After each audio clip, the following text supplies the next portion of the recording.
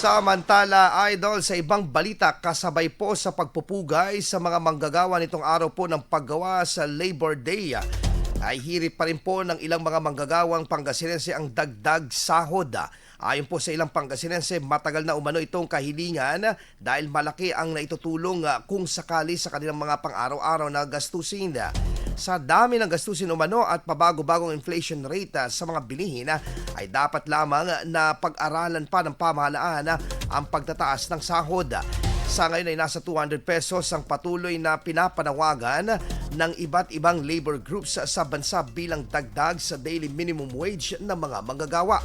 Ilang kilos protesta rin ang isinagawa sa bansa upang ipanawagan sa pagpapatupad nga ng naturang panukala. Samantala, nagpapatuloy naman ang pagtalakay ng dagdag sahod ng mga manggagawang Pilipino sa Kamara. IFM News. IFM News. IFM News.